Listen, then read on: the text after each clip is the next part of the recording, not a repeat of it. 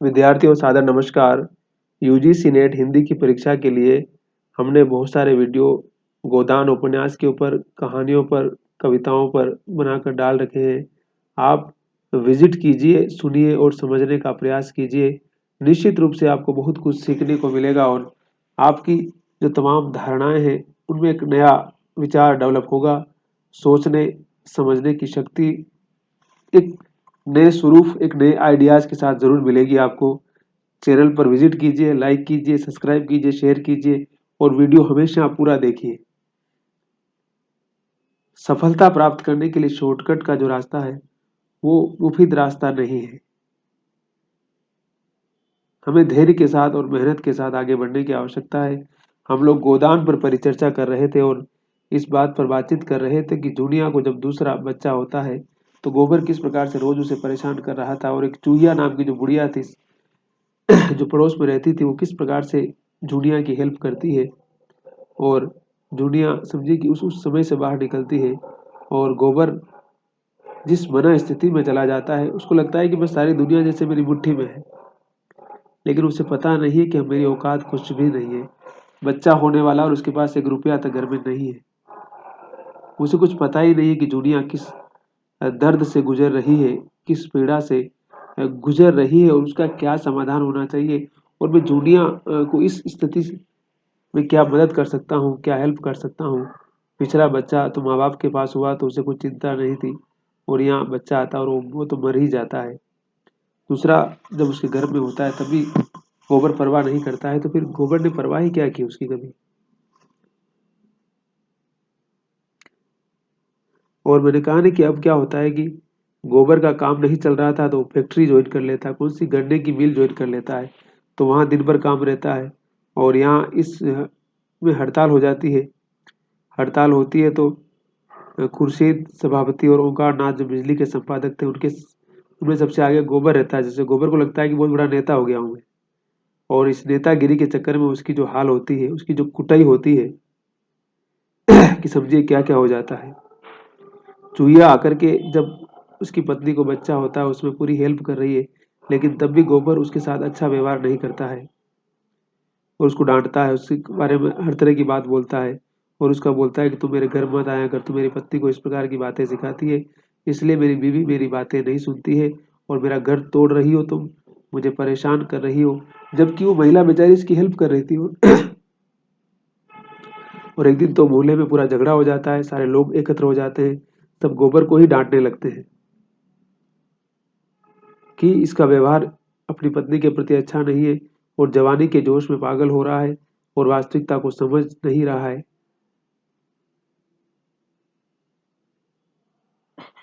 लेकिन गोबर के ये सब बातें समझ में नहीं आती, क्योंकि गोबर को जैसे होता है ना कि जीवन के उस यथार्थ का एहसास अभी तक नहीं हुआ था।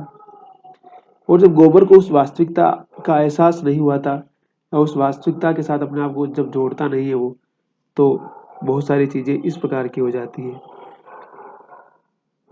और गोबर उस पर चिल्लाता है और चिल्ला करके काम पर चला जाता है।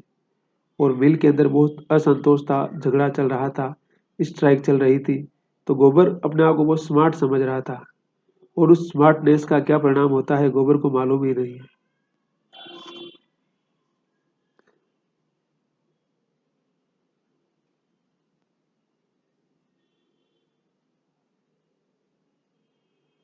और क्या होता है, मिल में असंतोष के बादल घने होते जा रहे थे। मजदूर बिजली की प्रतियां जेब में लिए फिरते और जरा भी अवकाश पाते तो दो तीन मजदूर मिलकर उससे पढ़ने लगते। बिजली जो मैंने कहा ना, ओंकार नाथ जो निकालते थे, वो उस जमाने में वही पेपर के माध्यम से ही सारी चीजें डिस्ट्रीब्यूट होती थी, लोगों के बीच आती थी। अब तो सोशल मीडिया और तमाम चीजें आ गई है।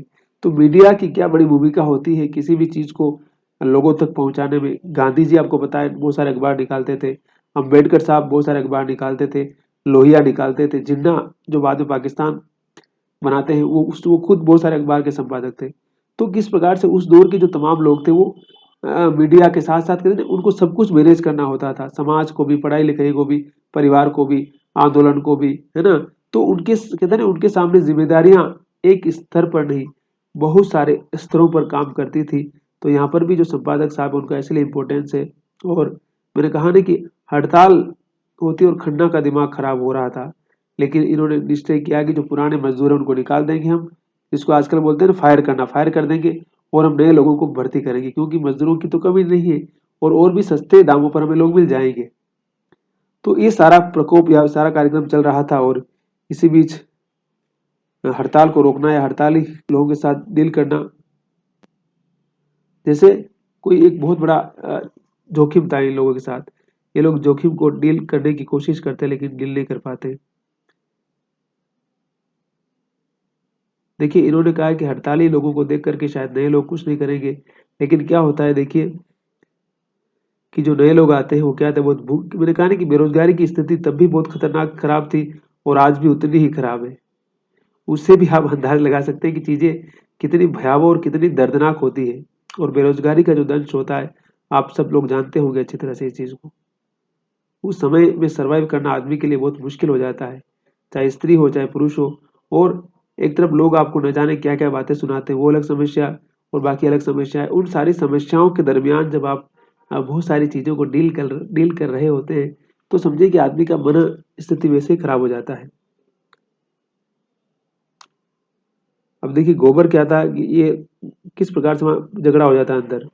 मिर्जा जी पहलवान आदमी थे और मंजे हुए फीके, अपने ऊपर कोई गहरा वार न पड़ने दिया। गोबर गंवार था, पूरा लठ मारना जानता था, अपनी रक्षा करना न जानता था, जो लड़ाई में मारने से ज्यादा महत्व की बात है। उसके एक हाथ की हड्डी टूट गई, सिर खुल गया और अंत में वही ढेर हो गया। कंधों पर अनगिनत लाठियां पड़ी और जिससे उसका एक एक अंग चूर हो गया। हड़तालियों ने उसे गिरते देखा तो भाग खड़े हुए। केवल 10-12 जचे हुए आदमी मिर्जा को घेर कर खड़े रहे। नए आदमी विजय पताका उड़ाते हुए मिल में दाखिल हुए और पराजित हड़ताली अपने हाथों को उठाकर अस्पताल पहुंचने लगे। अब मैंने कहा ना कि इस हड़ताल में क्या होता है कि जो पुराने लोग उनको मार पीट के कूट कूट दिया उनको, और नए मजदूर आ जाते हैं और नया सिस्टम आ जाता है। तो गोबर ने कहा नहीं बिल्कुल आड़ू आदमी था और भले उसका दिमाग गर्म हो रहा था ना घर पे, अपने आप को स्मार्ट समझ रहा था, तो यहाँ मार खाना और फिर अपने आप को बचाने का उसको कोई आइडिया नहीं था। तो बढ़िया कूट दिया गया साला और स्थिति इतनी खराब हो गई उसकी देखिए। मगर अस्पताल में इतने आदमियों के लिए जगह न थी। मिर्जा जी तो ले लिए गए, गोबर की मरहम पट्टी करके उसके घर पहुंचा दिया गया।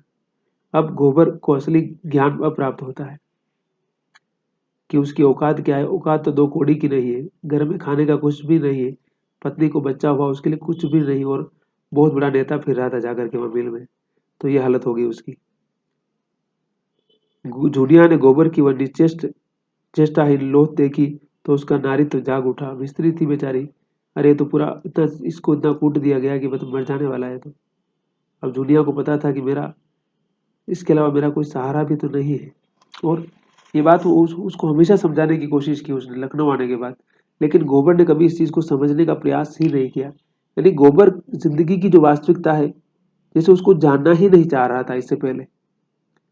उसको लगता है कि सारी दुनिया मेरी मुट्ठी के अंदर है। और आदमी का ओवर कॉन्फिडेंस किस प्रकार से उसे बर्बाद करता है, उसे तबाह करता है, ये गोबर की इस घटना से आप समझ सकते हैं।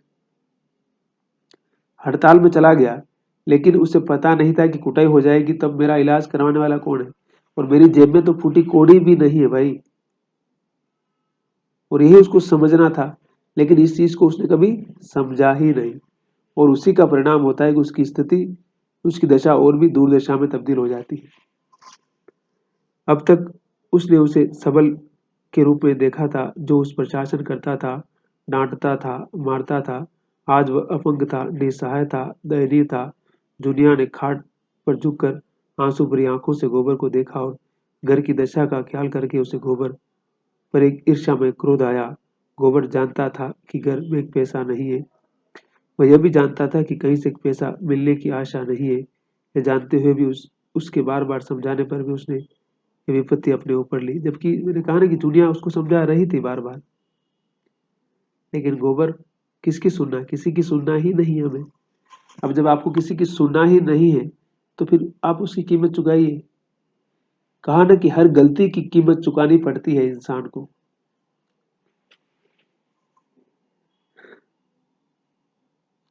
उसने जितनी बार कहा था तुम इस झगड़े में न पड़ो, आग लगाने वाले आग लगाकर अलग हो जाएंगे, जाएगी गरीबों के सिर, लेकिन कब तक उसकी सुनने लगा था।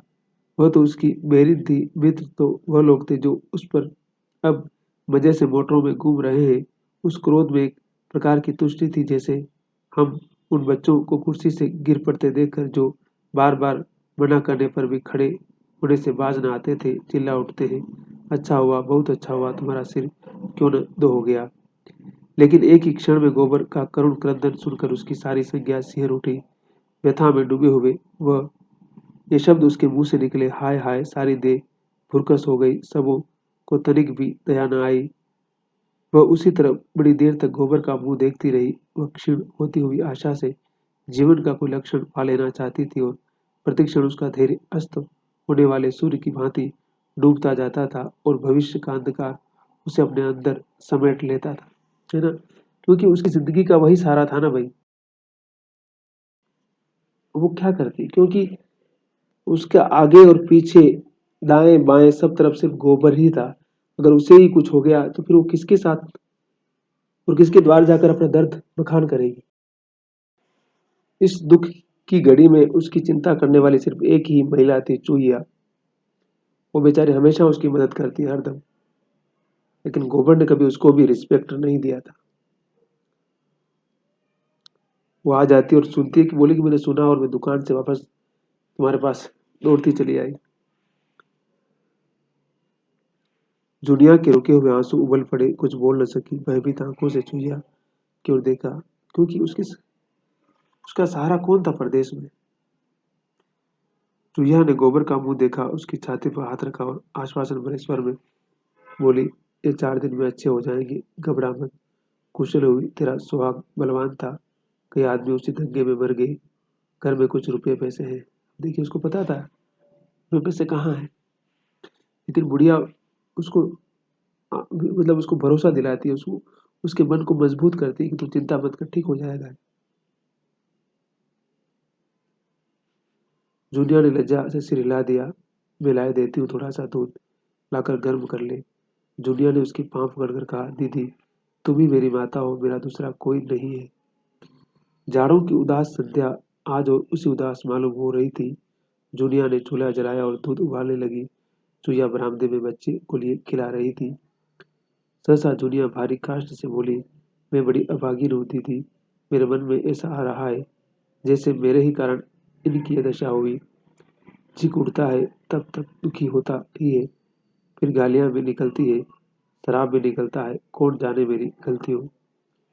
इसके आगे वह कुछ न कर सकी, आवाज आंसू के रेले में बह गई। चूहिया ने आंचल से उसके आंसू पोंछते हुए कहा, कैसी बातें सोचती है बेटी, ये तेरे सिंदूर का भाग है कि वो बच गए, मगर हाँ इतना है कि आपस में लड़ाई हो तो मुंह में चाहे जितना बक ले, मन में किना न पाले, बिना बीज अंदर पड़ा तो अगुआ निकले बिना नहीं रहता। वो समझा रही कि झगड़ा होता रहता है, लेकिन मन में ऐसा कुछ पाल के रखना नहीं है, उसको निकाल देना है, जो कुछ बात बोल देना मुंह के ऊपर। जूलिया ने कंपन भरे स्वर में पूछा, अब मैं क्या करूं दीदी। चूहिया ने ढाढ़स दिया, कुछ नहीं बेटी, भगवान का नाम ले, वही गरीबों की रक्षा करते हैं, बस। तो कहने कि गरीबों का सिर्फ एक ही भरोसा है। प्रेमचंद बार बार इस उपन्यास में इस बात का जिक्र करते हैं, क्योंकि आप गरीब है तो आपका हेल्प दुनिया में कोई लोग नहीं करेगा, वो भगवान ही करेगा, और भगवान का सिर्फ भरोसा है, वो भी आपकी हेल्प नहीं कर सकता है। बस आपके मन को मजबूत करके आपको खुद ही अपने जीवन को बदलने का उपक्रम करना होगा, और मेहनत, आत्मविश्वास, भरोसा और सदाचार, और उस तरह से जीवन में कुछ ऐसा करने की आवश्यकता है जो एजुकेशन, वर्कआउट और तमाम चीजें हमारी जिंदगी की पूरी राह को बदल सकती है। उसी समय गोबर ने आंखें खोली और जूनिया के सामने देखकर याचना भाव से क्षीण स्वर में बोला, आज बहुत चोट खा गया जूनिया, मैं किसी से कुछ नहीं बोला, सबों ने अनायास मुझे मारा, कहा सुना माफ कर, तुझे सताया था उसी का यह फल मिला, थोड़ी देर का, और मैं मानू अब न बचूंगा, मारे दर्द की सारी देह फटी जाती है। चुहिया ने अंदर आकर कहा, चुपचाप पड़े रहो, बोलो बोलो, बोलो चालो, नहीं मरोगे नहीं, इसका मेरा जुम्मा। गोबर के मुख पर आशा की रेखा झलक पड़ी, बोला, सच कहती हो, मैं मरूंगा नहीं। हाँ, नहीं मरोगे, तुम्हें क्या हुआ है, जरा सिर में चोट आई है और हाथ की हड्डी उतर गई है, ऐसी चोटें मर्दों को रोज ही लगा करती है, इन चोटों से कोई मरता है भला। देखिए, चुहिया उसको कहती है कि तुम्हें कुछ नहीं हुआ है और तुम मरोगे नहीं, ऐसी चोटें तो लगती रहती है, सिर्फ तुम्हारी हड्डी तो टूटी है। वापस जुड़ जाएगी वो तो, इसलिए तुम्हें इतना फिक्र करने की जरूरत नहीं है। और फिर वो रिग्रेट कर रहा है अपनी गलतियों का, माफी मांग रहा है कि अब मैं जूनिया को कभी न मारूंगा, डरते होंगे कि कहीं जूनिया तुम्हें न मारे, वह मारेगी भी तो न बोलूंगा, अच्छे होने पर भूल जाओगे, नहीं दीदी कभी न भूलूंगा। अब उसको एहसास हो रहा है कि मुझसे गलती हुई है। और गोबर की स्थिति देखिए थे, जब आदमी दुख में होता है, संकट में होता है, करुणा में होता है, तब उसे जिंदगी की वास्तविकताओं का एहसास होता है। तो गोबर को भी शायद उन सारी चीजों का एहसास अभी हो रहा है, क्योंकि अब वो असहाय हो चुका है पूरी तरह से। हड्डियां टूट चुकी है, शरीर पूरा दर्द कर रहा है, इतना पीटा उन लोगों ने मिल में उसको ना, कि अब क्या ही कहा जाए। उसका जो भी चला गया, सारा कुछ चला गया, और घर में कुछ पैसा उसके पास बिल्कुल भी नहीं है। और पिछली बार जब लखनऊ में था तो उसके पास पैसा था, सब कुछ था, लेकिन इस बार कुछ भी नहीं है। तो इससे भी उसकी लापरवाही और उसकी कहते हैं ना, उसका जो नकली किस्म का ईगो है या मूर्खता है, उसका आप अंदाज लगा सकते हैं। और चूहिया उसके लिए 4-5 दिन में 4-5 रुपए खर्च करती है, और संकोच से क्या बोले, जुलिया कुछ बोल नहीं पाती बेचारी, लेकिन सब कुछ होता है, जितना कुछ हेल्प बन पड़ता है करती है हमेशा। और अब जूलिया क्या करती है कि बाहर में कुछ काम ढूंढती है बेचारी, क्योंकि पति तो अब 6 महीना ठीक नहीं होगा, तब तक क्या चलेगा। तो कुछ उसमें घास छिलने का काम है, कुछ छोटा मोटा काम जो जानती है, क्योंकि गाँव में रही तो खेती किसानी उसने की है ना, तो यहाँ भी कुछ खेती खेती किसानी का काम मिल जाए, घास छिलना है, कुछ पशुओं के लिए कुछ करना है तो कर सकती है, तो वो कुछ काम ढूंढती है। और जब काम ढूंढती है तो उसको काम मिल जाता है, और वो किस तरह से उसे अपने आप को चेंज करने लगती है।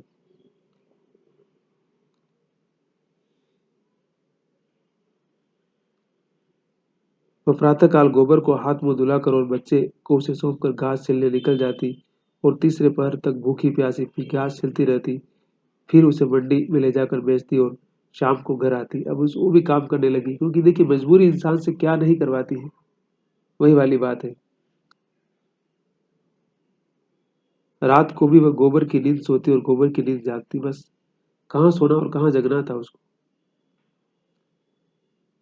और लेकिन ये अच्छा हुआ कि इतनी सारी मेहनत करने से उसका शरीर थक जाता था ना पूरी तरह से, इसलिए उसको नींद भी अच्छी आती, और उसका खाना भी अच्छा पचता, और उसका दिमाग भी अच्छा रहता, हर तरह से समझिए कि वो अपने आप को बेस्ट और परफेक्ट महसूस करने लगती, और उसका बाकी सारी चीजें अच्छी हो जाती।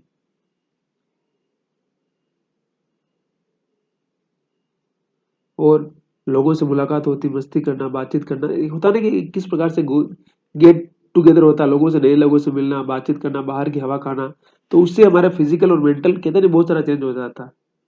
अगर हम एक ही जगह घर में बैठे हुए हैं, पति पत्नी बात कर रहे हैं, कोई दूसरा आने वाला भी नहीं है, बात करने वाला भी नहीं है, तो उससे भी आदमी की मनस्थिति एकदम स्थिर हो जाती है।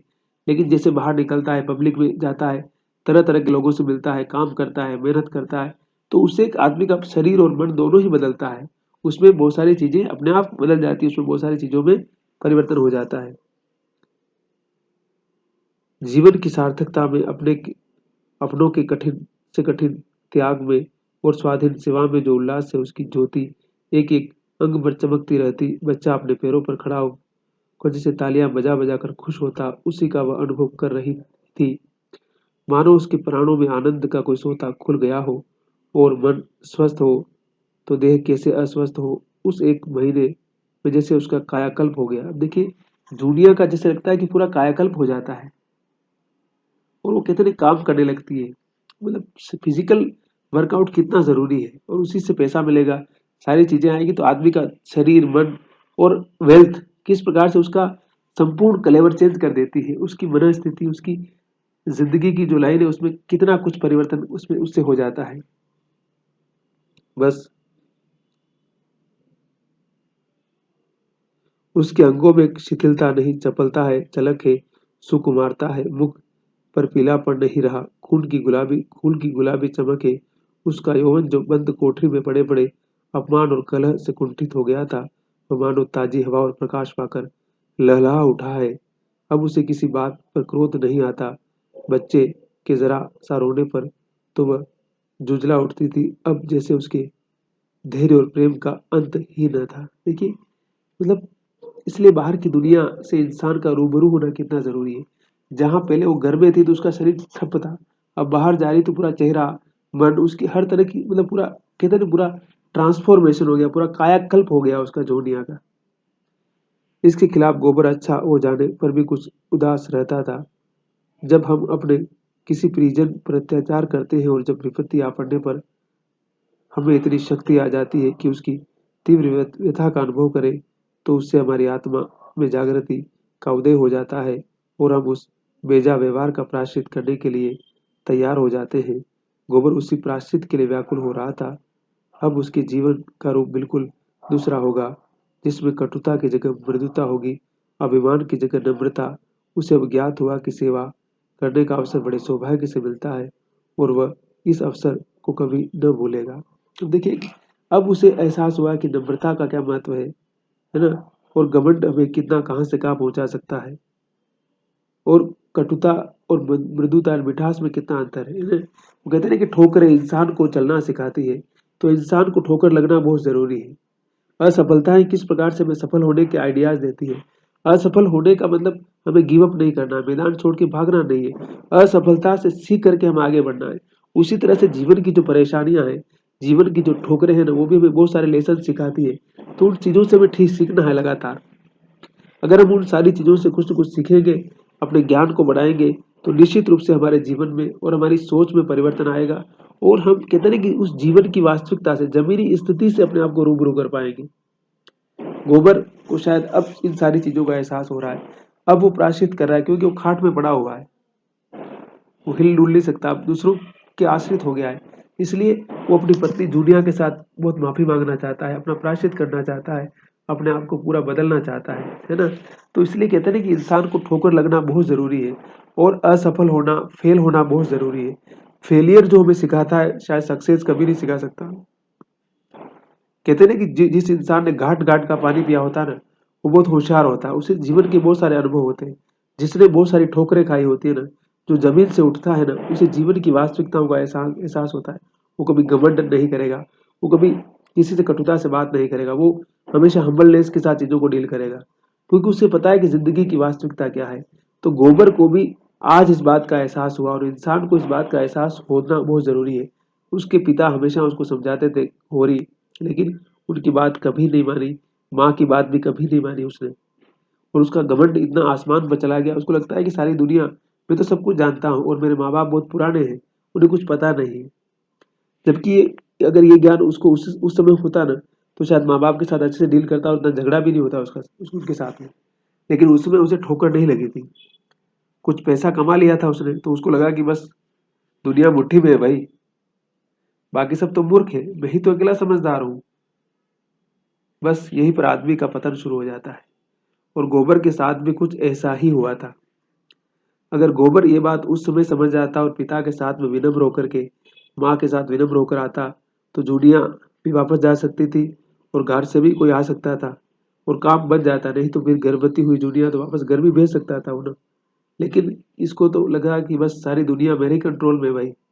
अब जब इसको चोट लगी वहां मिल में, और लोगों ने जब इसको कुटाई की बढ़िया, तब इसको वास्तविकता का एहसास हुआ कि जीवन की वास्तविकता क्या है। इसलिए देखिए, ज्ञान भी महत्वपूर्ण है, लेकिन जीवन की व्यवहारिकता और वास्तविकता को भी हमें समझना बहुत जरूरी है।